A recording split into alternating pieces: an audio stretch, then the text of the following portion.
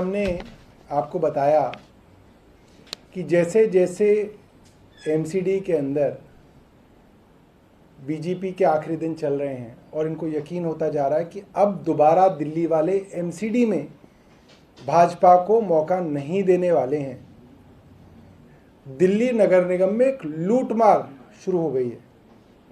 ऐसा लग रहा है कि जितना पैसा दिल्ली के लोगों से लूटा जा सकता है उसको लूट लिया जाए।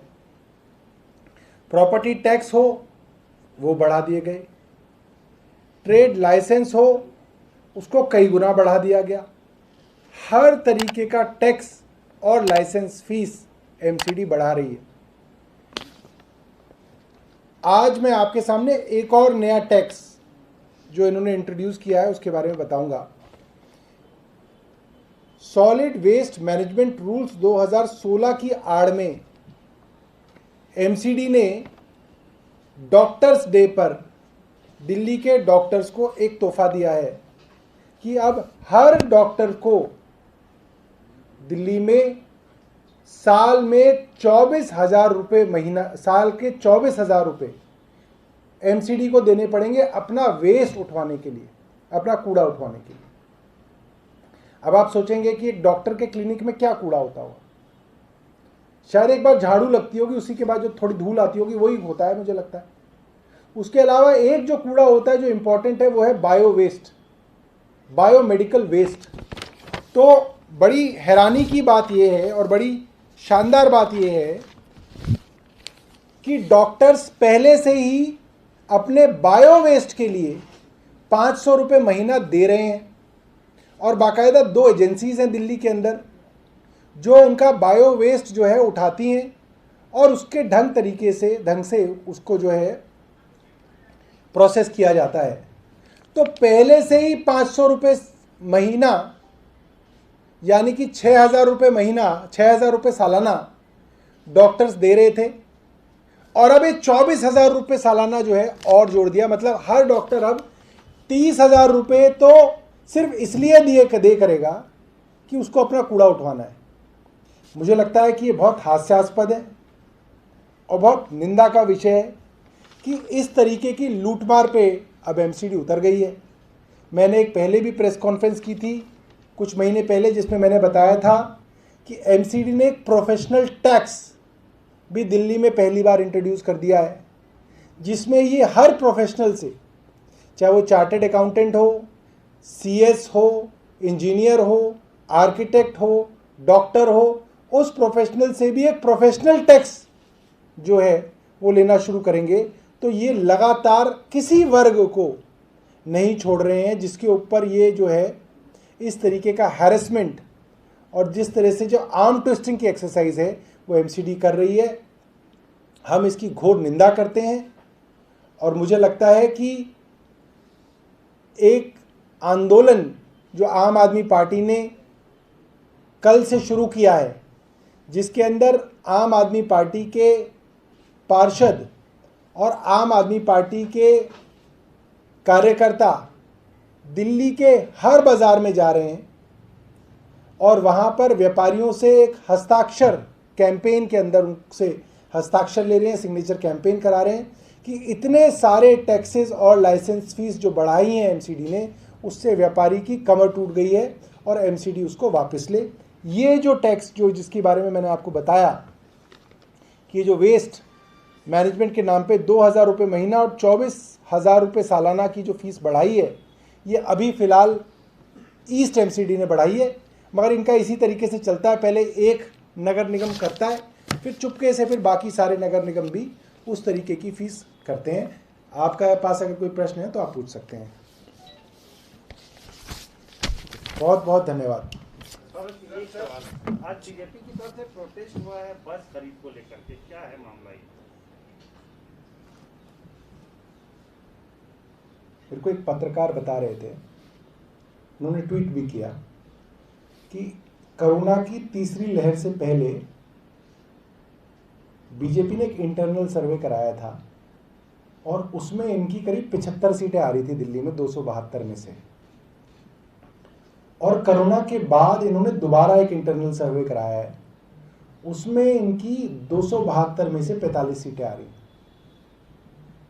तो आदेश गुप्ता के ऊपर बहुत प्रेशर है ऊपर से कि तुमने बचा कुचा भी कबाड़ा कर दिया। तो इस तरीके की जो है मतलब नॉन इश्यूज़ को लेके जो है इस तरीके की चीज़ें कर रहे हैं।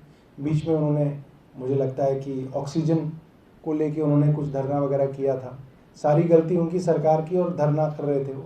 तो इस तरीके के नॉन इश्यूज़ जो है बीजेपी जो है उठा रही है, क्योंकि उनको जो है ऊपर से काफ़ी उनके साथ कड़ाई की जा रही है कि आपके जब से आपका नेतृत्व आया है बीजेपी जो है फिसलती चली जा रही है। धन्यवाद। जी मैंने भी देखा कि जो सफ़ेद बैकग्राउंड था उसकी जगह येलो लिया है उन्होंने, तो हो सकता है इससे जो है और अच्छा माहौल बने। पेट्रोल के दाम आज भी बढ़ गए हैं। और पीली सरसों है किसानों की। सर पेट्रोल डीजल के दाम भी लगातार बढ़े, महंगाई भी बढ़ रही है, इस पर क्या कहेंगे? कांग्रेस केंद्र और दिल्ली सरकार दोनों को दे दे इस पर। देखिए कांग्रेस के साथ भी कोई विषय है, वहाँ अनिल चौधरी हैं। तो पेट्रोल डीजल के दामों की वजह से सब चीज़ों के दाम बढ़ रहे हैं।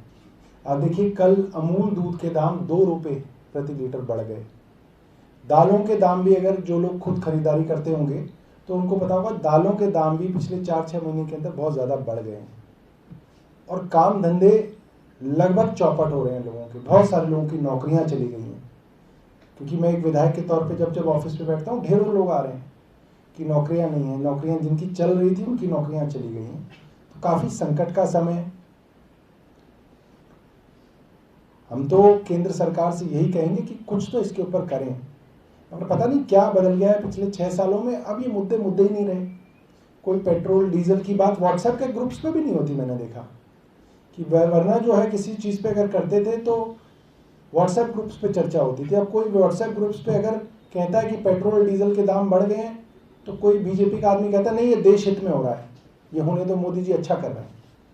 तो क्या है किसी तरीके से इस बात को दबाने की भी पूरी कोशिश जो है लगातार चल रही है कि कोई इसके ऊपर चर्चा ना करे। जैसे कोरोना पे कोई चर्चा ना करे, जो मर गए उनके ऊपर कोई चर्चा ना करे।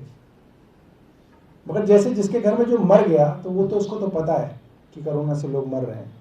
ऐसे ही जो लोग रोज पेट्रोल बढ़वा रहे हैं उनको तो पता है कि दाम बढ़ रहे हैं, और जो लोग रोज दाल सब्जी ये सब खरीद रहे हैं उनको भी पता है कि दाम बढ़ रहे हैं। चर्चा नहीं हो रही है क्योंकि चर्चा के ऊपर सरकार की नज़र है। जहाँ चर्चा होती है, जो सोशल प्लेटफॉर्म इस तरीके की करता है तो उसकी बाह मरोड़ने की कोशिश शुरू हो जाती है, चाहे ट्विटर हो, फेसबुक हो, ये हो।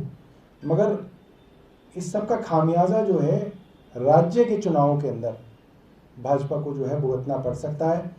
वेस्ट बंगाल के चुनाव के अंदर ऐसा हुआ, अब 4 राज्यों के अंदर चुनाव होने वाले हैं। मेरा मानना है उसमें जो है ये असर जो है बीजेपी की सेंट्रल लीडरशिप को दिखेगा। ये सवाल है बायोमेडिकल बेस से संबंधित है कि 23 ऐसे राज्य हैं जिनमें कोई मैनेजमेंट नहीं है, दिल्ली भी तो शामिल है। एक रिपोर्ट आई है तो उसमें क्या है कि दूसरी लहर जो कोरोना की थी उस टाइम अब तीसरी लहर की तरफ जा रहे हैं, तो इन्फेक्शन और बढ़ सकता है उस बेस की वजह से। जी निस्तारण अच्छे से नहीं हो पा रहा है। जी मेरे को जो जानकारी है वो ये है कि 2 कंपनियां हैं जिनको ये बायोमेडिकल वेस्ट की प्रोसेसिंग के लिए काम दिया हुआ है, और अगर कोरोना का जो वेस्ट है उसके लिए भी और किसी कंपनी की ज़रूरत है तो मुझे लगता है कि रिलेवेंट डिपार्टमेंट को करना चाहिए। आज की जो प्रेस कॉन्फ्रेंस है वो नॉन बायो वेस्ट के बारे में है ना, नॉन बायोमेडिकल। जो एमसीडी का नोटिस है, मैं आपको नोटिस दिखाता हूँ। जो एमसीडी का नोटिस है ईस्ट एमसीडी का, इसमें वो कहते हैं कि जो बायोमेडिकल वेस्ट है आपका वो तो आप दे ही रहे हो 500 रुपये, वो तो चलता रहेगा। बायोमेडिकल वेस्ट के अलावा जो आपका सॉलिड वेस्ट है डॉक्टर के क्लिनिक से, उसके लिए आप जो है 24,000 रुपये सालाना दो। तो ये बड़ी हैरानी की बात है। आप सब लोग भी डॉक्टर्स के क्लिनिक्स वगैरह में जाते हैं, भाई डॉक्टर के यहाँ क्या वेस्ट होता है? छोटी पट्टी किसी की अगर 10-20 मरीजों में से किसी एक मरीज को पट्टी करनी होती है, उसकी रुई हुई का वेस्ट होता है, वो बायोमेडिकल वेस्ट हो गया। सुई सिरिंज वगैरह का वेस्ट होता है, वो भी बायोमेडिकल वेस्ट हो गया। उसके अलावा डॉक्टर के यहाँ तो ऐसा कुछ है ही नहीं, कोई कोल्ड ड्रिंक नहीं, कोई समोसा बर्गर नहीं, कुछ नहीं होता वहाँ तो कोई ऐसा वेस्ट निकलने का कोई मतलब ही नहीं है। अगर आप उससे भी आप 2,000 रुपये और 24,000 रुपये सालाना लेंगे तो इन सब चीज़ों का देखिए, आपने दुकानदारों के ऊपर उनका जो ट्रेड लाइसेंस था वो 3 गुना, कई जगह 7-17.5 गुना इतने तक बढ़ा दिया। तो उसका फर्क तो आपके ऊपर ही पड़ेगा। दुकानदार आपको घर से कोई ना देगा, दुकानदार उस चीज़ के अंदर अपना मार्जिन बढ़ा देगा जो चीज़ बेच रहा है, और उसी सबसे महंगाई भी बढ़ रही है। तो ये है, मेरे को इसके बारे में एग्जैक्ट नहीं पता कि कितनी कंपनीज है, प्रॉब्ली जो डिपार्टमेंट देख रहा है उसको करना चाहिए। और कोई है क्या? सर, सफदरगंज अस्पताल के 300 नर्स को आज नौकरी से निकाल दिया गया है, जिसको लेकर आज केंद्रीय स्वास्थ्य मंत्री हर्षवर्धन के बाहर भी प्रदर्शन किया गया। इसको लेकर सर आप देखिए, बहुत दुख की बात है, बड़ी गंभीर बात है, इसलिए क्योंकि ये समय तो वो है जिसके अंदर और ज़्यादा से ज़्यादा नर्सेज को आपको लाना है, और ये लगभग सभी सरकारी अस्पतालों के बारे में मैं कह सकता हूँ, सभी सरकारी अस्पतालों को डॉक्टर्स और नर्सेज की ज़रूरत है। ऐसे समय में नर्सेज को निकालना जो है क्रूरता तो है ही, मुझे लगता है कि एक मिसमैनेजमेंट भी है।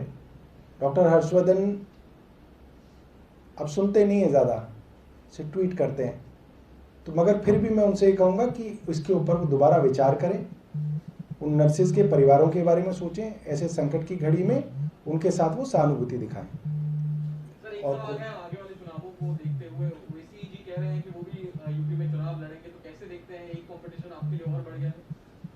नहीं, ओवैसी जी तो कई जगह चुनाव लड़ चुके हैं, तो कोई बहुत गंभीरता से लोग उन्हें नहीं देख रहे हैं, और कोई ऐसा वोट शेयर भी उनका नहीं आ रहा है। तो ऐसा कोई खास फर्क मुझे नहीं लगा कि अभी तक के जो चुनाव लड़े उन्होंने, उनकी वजह से कहीं पे आया है।